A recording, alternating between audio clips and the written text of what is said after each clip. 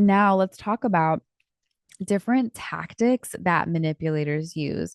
Number one is the circle game. They're going to talk in circles until you are too tired to maintain your boundary.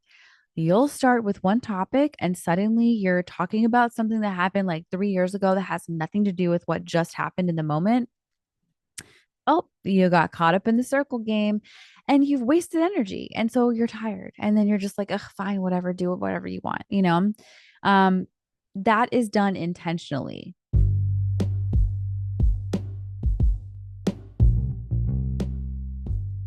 Hello, and welcome to the Empress podcast. I am your host, Jessica, known in the online space as Jess the Empress. I started this podcast to help you be present with yourself, cope with chaos, and simplify your life. I do this by combining psychology, behavioral science, and the tarot. I have a background in mental health, specifically a master's in clinical social work from USC, and I'm a professional tarot reader. So get ready to have a nurturing, creative, and empowering experience with me as we use practical magic.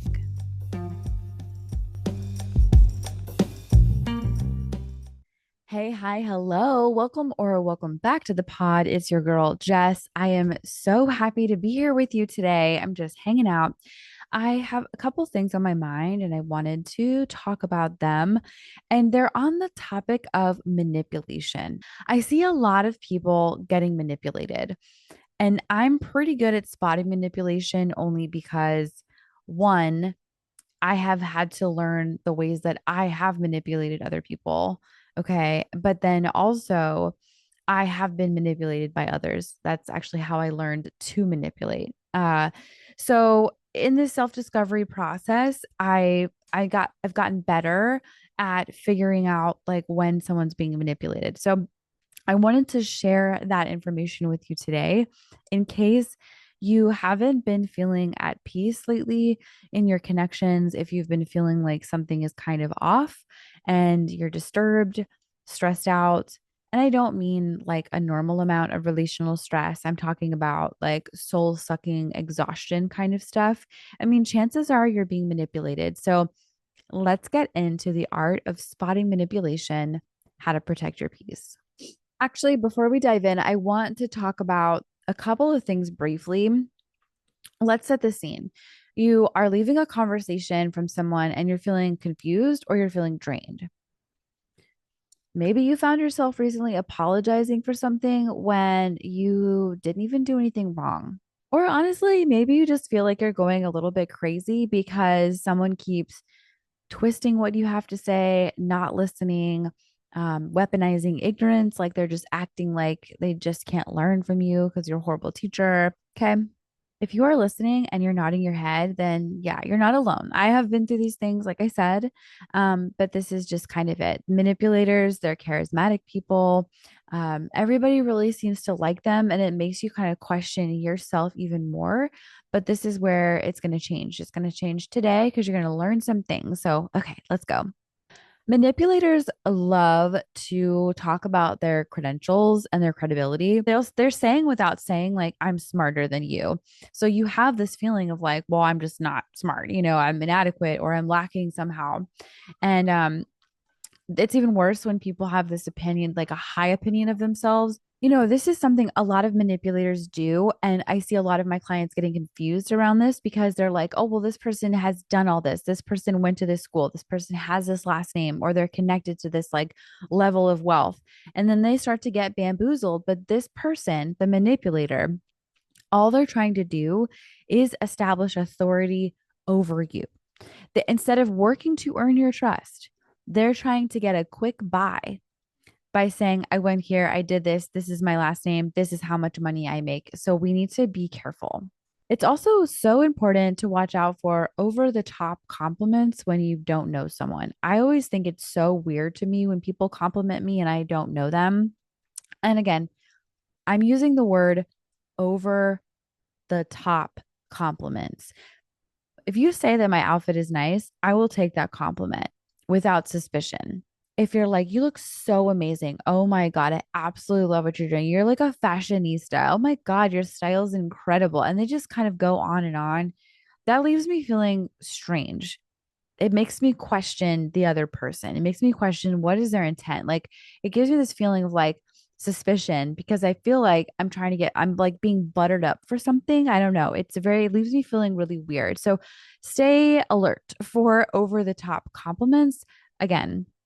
And then what will happen from a manipulator is that over the top compliment will be followed by a request. That's again why I've been left feeling on edge. I know that not everyone is trying to harm me or be a manipulator when they are doing over the top compliments, but it leaves me feeling strange because I've been manipulated through over the top compliments. I hope that makes sense because then it's all of this buttering up to then suggest something. And the suggestion is usually something that I'm already kind of questioning, like I don't want to do. And the manipulator knows this, and they're doing this to test my boundaries to see whether or not I will stand up for what I believe in or if I will cave and acquiesce to the request. Another thing manipulators do is act like children when you set a boundary or you have a reasonable request. They will have an emotional outburst and you will be looking at them like, what the hell? Like, are you a child? Are you a literal child? I mean, emotionally, yeah, the manipulator probably is a child, but yeah, when you're setting a boundary, it is something that is set in order to protect you, whether it's to preserve your, mental, strength, your emotionals, whatever. The boundary is for you. Really, it's to protect yourself. And the person who wants to take advantage of you, right, who wants to erode your self protection, will try to wear you down and get you to change your boundary. Okay. And they'll do this by manipulating you through their feelings that you'll start to then be like, oh my gosh, I'm so sorry I upset so you're like apologizing for setting a boundary. Do you know what I mean? Like it happens so quickly and it happens so sneaky, but that's why you have to be on the lookout for it. Another thing manipulators will do is try to make you feel guilty for having a normal reaction. Okay. They did something wrong. You are appalled by it. You are disgusted by it. You are angered by it. And they'll turn that on you and say, you shouldn't be so sensitive. You shouldn't feel that way. I'm allowed to do this. Or no one else has judged me before. You're so judgy. All of that will happen when you're being manipulated. This happens to my clients when, again, they're setting a boundary. They're saying, I'm not going to sleep with you until the 10th date or something. And then the man is like, oh my gosh, this is so ridiculous. Like, you're you're just teasing me or whatever. Like, it's so gross. The stuff that I've been through, the stuff that my clients have been through when it comes to like dating or like with their bosses setting a boundary of I'm not going to work past 5 p.m. And then the boss is like, well, I guess you don't care about the company. Guess you don't really care about the bonus this year. They'll start to again do that like manipulative, emotional pulling at the heartstrings, again, making you feel guilty, using these threats and authority over you to bend that boundary to see if you'll stand in what you believe in again, or if you'll just acquiesce to the request. Something else that's important is to make sure that they're not using any like twisted logic. So they'll select certain facts and certain statistics, and it's going to support the argument that they're making, and they're going to ignore everything else that doesn't fit into their narrative. Said differently, this is called cherry picking. And it's very interesting when people do it because they are playing to their own bias. I've talked about this before on the podcast, but every single one of us have a bias. And we're always looking to confirm that belief as true or those biases as true.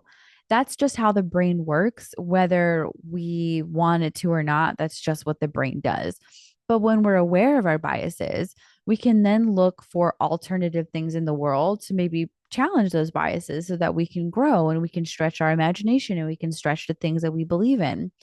Now, if you're a person that's a manipulator, you have no interest in that. You only have an interest in preserving your worldview so that it continues to work to your advantage and you can either be the victim, be the hero, be the rescuer, or whatever. But yeah, you got to watch out for when people do that. It's so crazy. Okay, now let's talk about different tactics that manipulators use. Number one is the circle game. And you're like, what? A game? Yeah, it's a game. They're going to talk in circles until you are too tired to maintain your boundary. You'll start with one topic and suddenly you're talking about something that happened like 3 years ago that has nothing to do with what just happened in the moment. Oh, you got caught up in the circle game and you've wasted energy. And so you're tired. And then you're just like, ugh, fine, whatever, do it, whatever you want, you know? Um, that is done intentionally. I know a lot of people online say that people don't do it intentionally. But there are also people that do it intentionally. So it's important to really evaluate the heart of the person that's in front of you. If you have not gotten to know them, chances are they're just using you on purpose. Hey there, coffee lovers. Are you tired of settling for boring coffee? I have a treat for you. Today's episode is brought to you by Heartwork Coffee Bar, your one-stop destination for exceptional coffee experiences. Whether you're a coffee connoisseur or just someone who appreciates a great cup of joe, Heartwork Coffee Bar is here to elevate your coffee game to new heights. At Heartwork Coffee Bar, they take pride in their craft because each batch is carefully roasted to perfection, ensuring that every sip is a symphony of flavor. From the rich and the robust to the light and fruity, they have a coffee blend for every palate. And here's the best part. For you amazing podcast listeners, Heartwork Coffee Bar is offering an exclusive 10% discount on your purchase. Just use the code Empress10 at checkout and you'll save big on your order. Why settle for ordinary when you can indulge in the extraordinary coffee from Heartwork Coffee Bar? Remember to use code Empress10 for that special 10% discount and treat yourself to the coffee experience that you deserve. Don't miss out on this fantastic offer. Thank you so much for tuning in, and thanks to Heartwork Coffee Bar for making today's episode possible. Now go grab your favorite mug, brew a fresh cup, and enjoy the podcast with the perfect companion, Heartwork Coffee Bar. Cheers. Because manipulators are manipulators. Like, they're doing it on purpose. They do not care about your feelings. They only care about themselves. This is so important to understand. And I get that it's so different from the way that you see the world and the way that you want people to be. But you cannot live in a fantasy of how you want everyone to be. You need to look at people for who they're being in front of you. Okay. This is a lot of what I do in my tarot readings with people. And I'm like, girl, no, you're never going to get where you want to go because he's never going to get you there. It's never going to happen for the two of you because you can't even have a basic conversation. He can't even do that. How are you guys going to plan for anything future, long term, anything serious, anything real? You can't because you can't even have a real argument. You're just talking in circles. Okay. Second thing is a personal attack instead of addressing the issue. Ugh.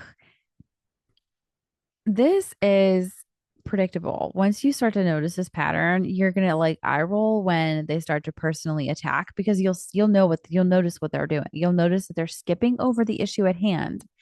They're gonna question your intelligence. They're gonna question your memory. Um, but you're gonna see it coming now. So you can't get gaslit. You're ungaslightable. It's not even a word, but you know what I'm saying. Third thing, this is a good one. You guys are going to love this. It's the false choice. This is also known as an ultimatum. It's either this or it's that.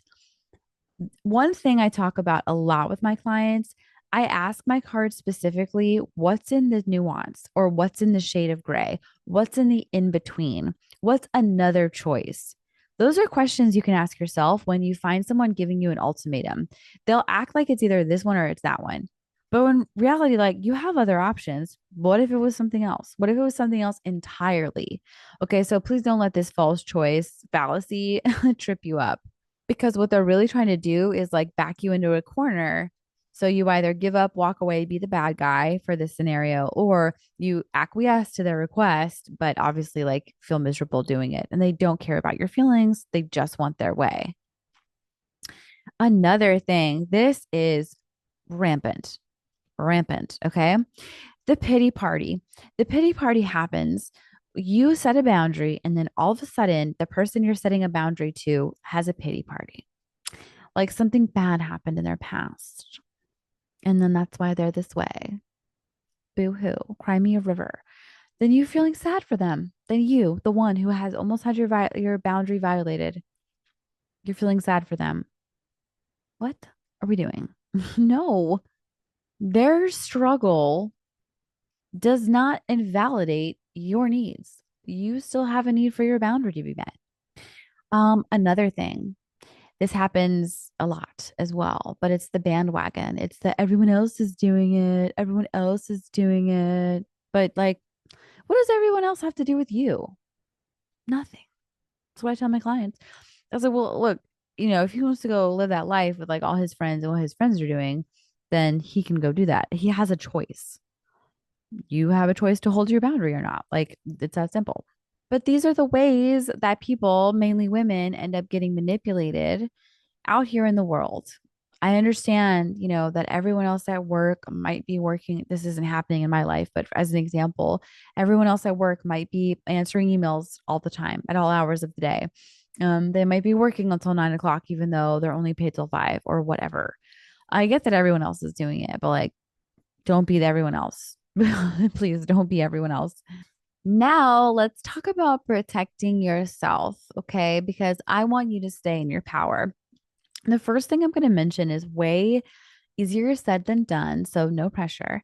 But staying emotionally centered is one of the best things you can do when you're around a manipulator. Because remember, their goal is to get you feeling so fired up or dysregulated or in a state of agitation that they can then like swindle you into getting their way.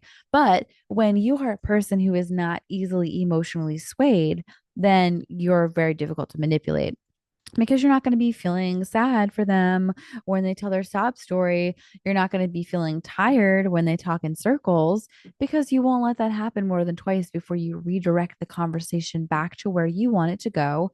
Or you just say, if you can't stay on topic, I'm not going to talk to you. And then you walk away. Like, let's be real. Um, Another thing, and this kind of goes into the bandwagon thing of like everyone else is doing it and like the pity party, the false choice fallacy, is taking time to make your decisions. You don't owe anyone an immediate answer. And I think this is really important because when someone's applying pressure, you'll feel that pressure. You'll feel this rise or this like almost like desire within you to have to answer now. And I think the reason we feel that sense of urgency is to kind of get out of the feeling that we're feeling, right? Because if I give an answer, whether I think about it or not, I then give an answer and then I'm out of my feelings of anxiety or frustration or fear or whatever it is you're feeling that's kind of like tied into that sense of urgency. Again, that's all by design. And at the top of the episode, I mentioned a few things, and it was like, do you feel like you're going crazy? Have you found yourself apologizing for things when you're not the one at fault? Like you're not, and you're the one who's actually hurt. Or if you left a conversation feeling really drained and confused, those are the times where you want to investigate. Trust your feelings here. They're telling you something. You need to look at the dynamic because then you can set yourself free if you happen to be engaging with a manipulator, and then you won't waste your time. Until you know someone, I believe it's really important to keep things private. Unfortunately, when we are desperate, we tend to overshare, and that oversharing tells people that we're vulnerable. And a lot of people can read that as desperate. And it doesn't look good. It makes you susceptible to being manipulated because people will take those areas of your private life that you've shared and they will turn them against you. They will do this because you're telling way too much too soon without trust being built. And then you end up sabotaging yourself. So, keep some things private. That's all. Not everybody has to know everything. I know it's so common in today's age of oversharing and social media. I just think until you know someone, don't let them know everything about you. Another thing, I do feel like it's important to explain a boundary. Sometimes it can be helpful for the other person to better understand you. You don't have to share everything, as I just mentioned. You don't have to go all the way back to your childhood and what caused all this. However, just kind of sharing your thoughts and feelings about the boundary, it can be helpful because most people are not manipulators. Most people are wanting to understand you.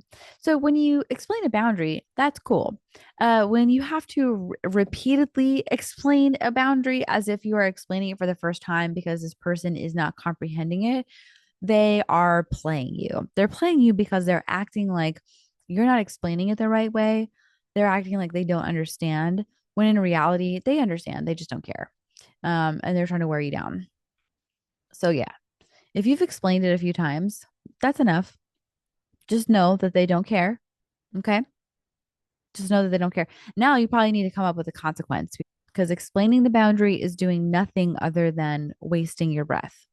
I mentioned at the beginning of the podcast that I manipulated people. That's one of the ways that I came to understand manipulation. We all have the capacity to manipulate. The good news, and at first, you might feel kind of gross to think that way about yourself. You might be like, oh, because it's not a pleasant thought to know that you've manipulated people, but you've been taught how to manipulate. And the goal of manipulation is so that needs can be met. We just have to learn that there's a different way for our needs to be met, that manipulation is no longer necessary. So it is really all about, it's all about, growth and evolution. Not everybody's going to grow and evolve, but you're here, you listen to this episode, which tells me you're interested in that. So the self check process is helpful. So one thing that I had to ask myself was, do I use guilt to get my way? Another thing I had to go over was, do I respect others' boundaries? And there were definitely times when I did not, because I wanted what I wanted and I cared less about what the other person needed. And then I also had to ask myself, do I apologize and change behavior, or I just say words? And I think that's a tough one for a lot of us to ask ourselves, but it's so important because then we can say, well, I don't want to be that person anymore. I don't want to be the person that just says words. I don't want to be the person that disrespects others' boundaries. I don't want to be the person that manipulates with guilt. Real change comes from awareness, and awareness starts with honesty. Okay. So you have to be real with yourself. And we're going to keep that in our closing thoughts, because accountability without changed behavior is honestly manipulation. Someone who's really sorry, they're going to show it through their actions, not just their words. I promise you that you are so much stronger than you think. You now have tools to see these tactics. And like I tell my clients, you're opting out of manipulation from this day forward. You are choosing to have real, genuine connections with people. And you might realize that people are using a lot of manipulative tactics, but that means you're not being manipulated. You're just noticing that the manipulation is trying to get a hold of you. And you get to keep your chin up and you get to keep going. And you will continue to meet people that want to connect authentically, and that will help you build healthy boundaries and maintain healthy boundaries. I love you. Thank you so much for being here, and I will talk to you soon. Bye. Hey, love, I want to ask you to rate and review my podcast. Giving me a 5-star review on Apple Podcasts would mean the world to me. I love knowing who's listening and what everyone is getting from the episode, so please take a moment of your time to share your thoughts, and I look forward to reading your reviews soon.